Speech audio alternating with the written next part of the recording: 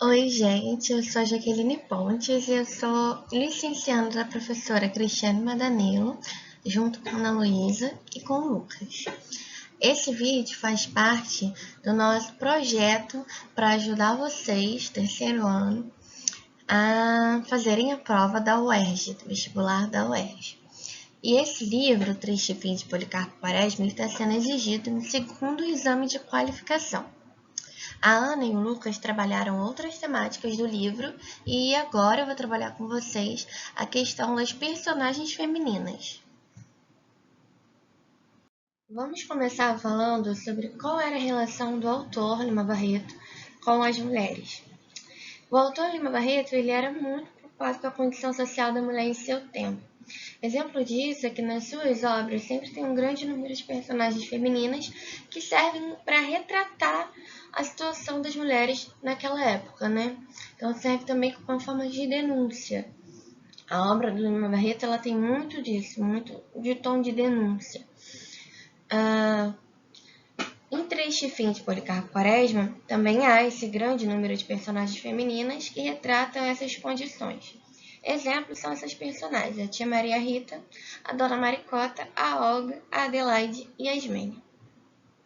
E a gente pode perceber, durante a leitura, que os traços de submissão dessas mulheres eles se sobrepõem. Ou seja, a gente tem uma mulher que ela é negra e é ex-escravizada, a gente tem outra mulher que ela é uma dona de casa suburbana e a gente tem uma outra mulher que é descendente de europeus. Então, ela acaba tendo uma visão um pouco mais elevada perante a sociedade, né? A sociedade julga que aquela mulher ali é um pouco mais importante do que a outra. Então, esses fatores sociais, eles vão se misturando, né? E vão se somando, vão se sobrepondo na condição dessas mulheres, dessas personagens femininas, né? Todas elas são mulheres, mas algumas são tratadas de certo modo que outras já não são. Todos os trechos que eu retirei, que estão aqui, que a gente vai ver em seguida, estão nos primeiros 5 capítulos do livro, né? Naquela primeira parte do livro. Eu separei essas personagens femininas em 3 grupos. O primeiro grupo são daquelas personagens que são um pouco mais submissas, digamos assim. A primeira é a tia Maria Rita. Ela é uma senhora ex-escravizada que trabalhava na casa do coronel, né? Conhecida do coronel. E aí o coronel e o Policarpo vão na casa dessa senhora para saberem um pouco mais sobre o que seria a cultura genuinamente brasileira. Ela seria detentora desse conhecimento popular. Ok? E aí eu separei a seguinte passagem. Não tardou vir a velha, entrou em camisa de bicos de rendas, mostrando o peito descarnado, enfeitado com um colar de miçanga de 2 voltas. Capengava de um pé e parecia querer ajudar a marcha com a mão esquerda pousada na perna correspondente. Ah, essa é coroné! Há quanto tempo? Como está em Maricota? Esse trecho está na página 33 do meu livro, mas como eu sei que nós temos livros diferentes, está no capítulo 2, tá? Se vocês quiserem encontrar, está lá no capítulo 2, primeira parte. Percebam que eu destaquei, primeiro, a descrição de como o narrador descreve essa senhora. Então, é uma senhora velha, né? Como ela está vestida? Ela está vestida com uma camisa de bico de renda, mostrando o peito descarnado. Ao mesmo tempo, o peito dela está enfeitado com um colar de miçanga de 2 voltas. E ela já era uma senhora cansada, ela já estava capengando, né? Mas além dessa descrição do narrador, que já era esperado, também separei uma fala da tia Maria Rita. E nessa fala eu destaquei 2 trechos. Essa é coroné e como está em Amaricota. O que tem nesses 2 períodos que eu destaquei, né? A variação linguística, porque o autor ele escolheu escrever coroné em A, ao invés de coronel e sinhá. que ele fez isso? Porque ele pretendia que o leitor tivesse essa ideia, né, de que essa senhora era uma senhora humilde, era uma senhora com pouca instrução, era uma senhora mais velha. Então, ela continua com aqueles traços linguísticos. Esses traços linguísticos, eles vão mostrar toda a personalidade, né? Vão ajudar a construir a personalidade dessa personagem, tá bom? Na visão do narrador, claro. A segunda personagem que eu separei nessa temática de mulheres mais submissas é a Dona Maricota, que é a esposa do coronel. Então, a Dona Maricota é aquela personagem que a gente pode chamar de bela recatada do lar, sabe? Ela foi criada exclusivamente para ser dona de casa, para ser uma boa esposa, para ser uma boa mãe. Então, vamos ver a situação que fala sobre a Dona Maricota. Muito ativa, muito diligente, não havia dona de casa mais econômica, mais poupada e que fizesse render mais o dinheiro do marido e o serviço das criadas. Logo que despertou, pôs tudo em atividade, as criadas e as filhas. Página 45, capítulo 3. Então, a gente pode ver que a Dona Maricota ela é descrita pelo narrador com muitos adjetivos, né? Então, ela é ativa, ela é diligente, ela é econômica, ela é poupada e ela faz render mais o dinheiro do marido e o serviço das criadas.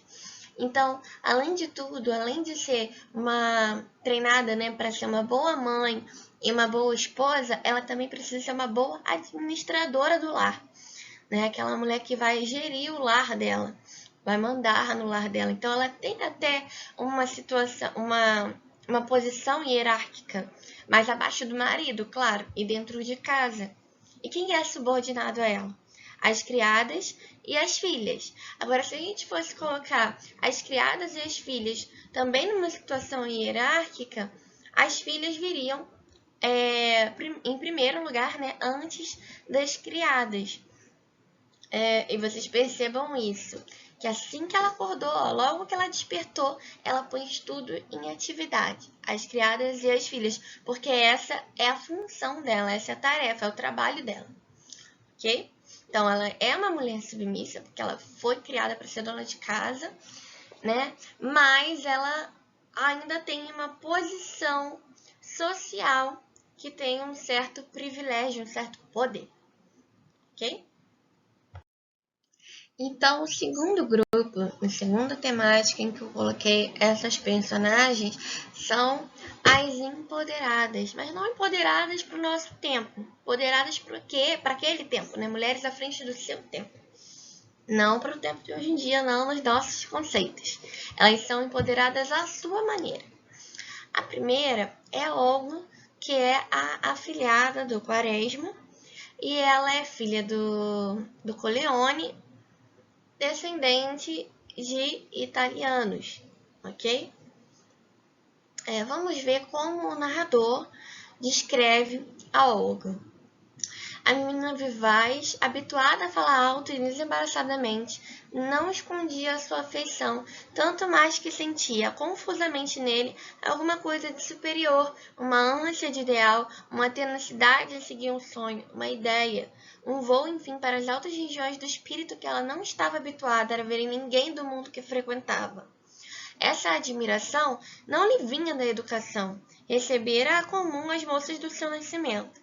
Vinha de um pendor próprio, talvez das proximidades europeias do seu nascimento, que a fizeram um pouco diferente das nossas moças. Página 39, capítulo 2. Então, esse narrador, ele descreve a Olga a partir das qualidades dela, do dom dela de falar bem vivaz, falar alto, falar bem, desembaraçadamente, se posicionar, etc. Ela tem um pendor próprio, ela tem um brilho próprio, ela se destaca das outras meninas. E não é somente pela sua educação, porque ele diz aqui que ela recebeu a educação comum às moças do seu nascimento, às moças da sua faixa etária e da sua classe social. Que o que talvez destaque a Olga das outras moças é o fato dela ter descendência europeia. Ok? A segunda personagem que eu coloquei como mulher empoderada à frente do seu tempo é Adelaide. Adelaide é a irmã do Quaresma e ela escolheu ficar para titia. Ela escolheu não casar e acompanhar o irmão para o resto da vida. Vamos ver a passagem da Adelaide. A velha irmã, atarantada, atordoada, sem direção, sem saber que ouvir e tomar, educada em casa, sempre com um homem ao lado, o pai, depois o irmão. Ela não sabia lidar com o mundo, com negócios, com as autoridades e pessoas influentes. Página 67, capítulo 5.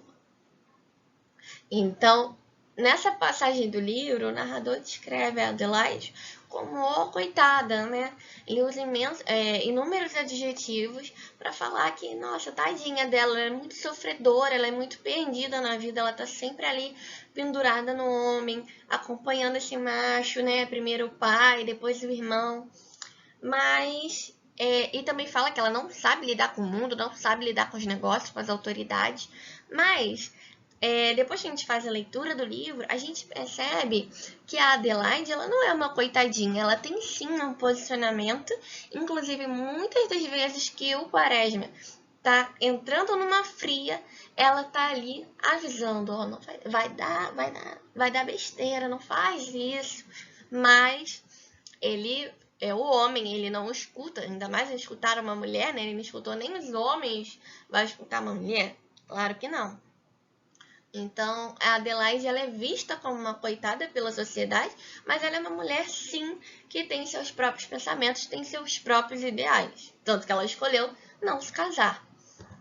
Okay? Não é que ela não seja prendada para aquele tempo, nem nada disso, porque ela tá ali o tempo inteiro fazendo comida, cuidando da casa, cuidando das coisas, assim como a dona Maricota, né? Mas a sua maneira, na casa do irmão. Então a gente percebe que ela escolheu não casar. Ela escolheu ficar para titia, foi um direito dela. Ela não quis optar pelo casamento. Falando em casamento, o nosso próximo tema é o casamento. Então, a última temática que eu separei para a gente falar sobre essas personagens femininas. O casamento, tão esperado casamento. E como falar de casamento sem falar dessa personagem, né? A Ismênia. A Ismênia, ela é filha do coronel e da dona Maricota. E assim como as outras filhas da dona Maricota, né? E como a própria dona Maricota, ela foi criada a vida dela toda simplesmente para casar, ser uma boa esposa e ter filhos e gerir a casa, né? Gerir o lar. Somente. E aí ela é noiva. A gente acompanha a saga da Ismênia nesse livro. Ela é noiva e de repente ela se vê com um noivado rompido, ou seja, ela não vai mais casar. Ela já tinha um vestido de noiva, já tinha um enxoval e ela não vai mais casar. Então ela entra numa depressão profunda e, spoiler, para quem não leu tudo, ela acaba morrendo e ela escolhe morrer vestida de noiva porque ela viveu a vida inteira para aquilo ali. Então, como assim eu não vou casar, né? Se eu passei, sei lá, vamos supor que ela tenha 18 anos. Vamos supor que ela tenha passado 18 anos da vida dela pensando em casar e de repente ela não vai mais casar com tudo pronto. Vamos ver como a Ismênia ela é descrita pelo narrador, né? A vida, o mundo, a variedade intensa dos sentimentos, das ideias, o nosso próprio direito à felicidade foram parecendo ninharias para aquele cérebrozinho. E de tal forma, casar-se se lhe representou uma coisa importante, uma espécie de dever. Que não se casar, ficar solteira, tia, parecia ali um crime, uma vergonha. Ela não era feia, amorenada, com seus traços acanhados, um narizinho mal feito, mas galante, não muito baixa nem muito magra, e a sua aparência de bondade passiva, de indolência de corpo, de ideia e de sentidos. Era até um bom tipo das meninas a que os namorados chamam bonitinhas. O seu traço de beleza dominante, porém, eram seus cabelos, uns bastos cabelos castanhos com tons de ouro, sedosos até ao olhar. página 43, capítulo 3. Então, aqui a gente pode perceber que o autor escolheu certos substantivos no diminutivo para substantivos e adjetivos, né? Substantivos e adjetivos no diminutivo para poder descrever como era a Ismênia, para dar aquele ar de coitada, ok? Exemplo disso, aqui a gente tem um cérebrozinho, que mais? Um narizinho, é tudo inho. Bonitinha, tá bom? Então, além de falar sobre a perspectiva dela, né, dessa personagem, sobre o casamento, como o casamento era tudo para ela, que não se casar era um crime, ele também, logo em seguida, faz uma descrição física, tipo, olha, ela não era nada, ela não estava oca, ela tinha alguma coisa ali, ela até era bonitinha, então ela tinha um cabelo bonito, sabe, ela era bonitinha. A gente costuma dizer que bonitinha é o feio arrumado, né? Mas dá esse tom de coitado mesmo, de dó. A gente se sente pena dessa personagem, porque ela tem todo o planejamento dela de vida, que era unicamente se casar, cancelado. Então ela não tem mais expectativa de vida. Ela jamais aceitaria ficar pra titia, como a Adelaide, por exemplo. É por isso que a Adelaide, ela é diferente da Ismênia e da Dona Maricota. Ela já tem um pouco mais de autonomia, um pouco mais de empoderamento por escolher ficar pra titia, ok? Agora, essa visão do casamento não é somente da Ismênia, também não é somente da mãe da Ismênia, da Dona Maricota e das suas irmãs. A gente vai ver que até mesmo as figurantes do livro, aquelas personagens que são citadas uma vez e nunca mais, que parecem não ter valor nenhum para a narrativa, até mesmo essas personagens carregam essa ideia de que o casamento é a única função social da mulher, é casar. A gente vai ver isso no próximo slide aqui. Então, durante as passagens das festas na casa do coronel e da Dona Maricota, a gente sempre tem muitos convidados indo e vindo e conversando. E aí eu retirei esse trecho que fala sobre uma convidada aleatória. A Ismênia era menos entusiasmada. Quase não respondia às perguntas. E se as respondia, era por monossílabos. Houve um momento em que sorriu quase com alegria e abandono.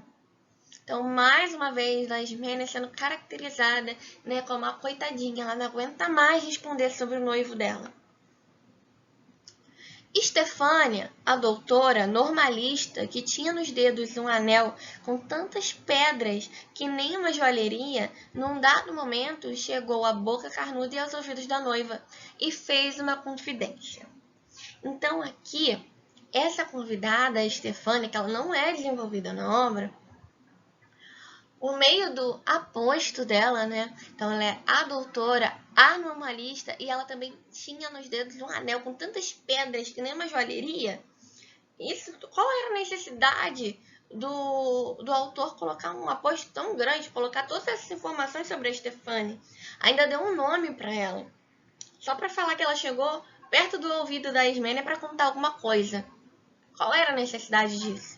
A necessidade dele, a intenção dele, muito provavelmente, era mostrar que mesmo uma personagem que era doutora, que era normalista, ou seja, que tinha uma formação, que estudava, tinha uma profissão, mesmo essa personagem tinha a intenção de se casar, tanto que ela tinha um anel imenso com muitas pedras para chamar bastante atenção, porque o casamento, né, é aquele acontecimento, fulano noivou, então, acontecimento da família.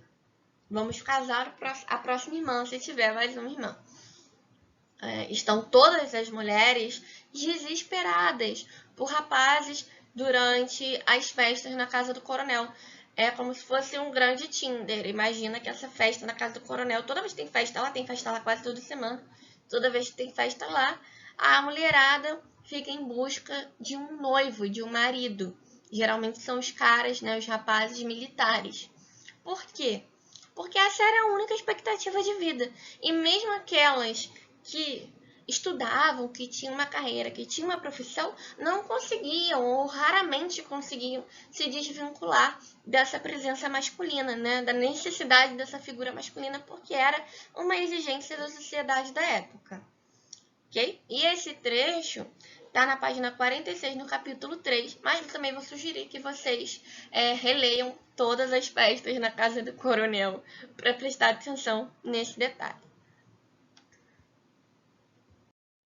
Aí vocês podem me perguntar assim, tá, Jaque, mas como que a UERJ vai cobrar isso, né? Como que vai cair isso, já que não vai cair na redação? A gente não vai ter que falar sobre feminismo, sobre casamento, etc, nada disso. Então, eu separei 3 pontinhos para vocês. Primeiro, crítica social do pré-modernismo. Então, os autores, eles escreviam meio que como se fosse um retrato daquela época, mas não queria dizer que eles concordassem com isso, sabe? Não quer dizer que o Lima Barreto concorde com a posição da Dona Maricota, por exemplo, com a da Adelaide. Não quer dizer que ele concorde com aquilo ali. Ele pode muito bem estar retratando para criticar, que é o que acontece na maioria dos casos, né? Essa obra toda, digamos assim, ela é isso, ela é um retrato daquela sociedade para que aquilo ali sirva como reflexão, sirva como crítica, tá? O segundo ponto é sobre as marcas de variação linguística como traço de subalternidade. Então, pode ser que tenha uma questão perguntando sobre o uso da variação linguística, né? Qual é a intenção do uso da variação linguística? Por exemplo, naquela primeira passagem que a gente viu sobre a tia Maria Rita, né? A intenção da variação linguística ali é deixar bem claro o traço dela de subalternidade. O terceiro e último ponto é sobre a carga semântica e a seleção vocabular para caracterizar a figura feminina. Claro que isso acontece também com os personagens masculinos, mas vamos prestar atenção em como essas personagens que eu apresentei aqui para vocês, que eu trouxe para vocês analisarem e refletirem, como elas são descritas, né? Quais são as palavras que o autor usou para adjetivar, ou qual oração adjetiva que ele colocou, ou então o uso do diminutivo, por exemplo, na citação sobre a Ismênia, o que causa aquele uso do diminutivo, né? Qual é a intenção daquele uso do diminutivo? É passar uma ideia de coitadinha, né? De dó. E no da Adelaide, por exemplo, os adjetivos da Adelaide são completamente diferentes. Também dão essa ideia de ai, coitada, ela tá perdida, sabe? Mas é diferente da ideia que passa com um bonitinha, com o narizinho da Ismênia.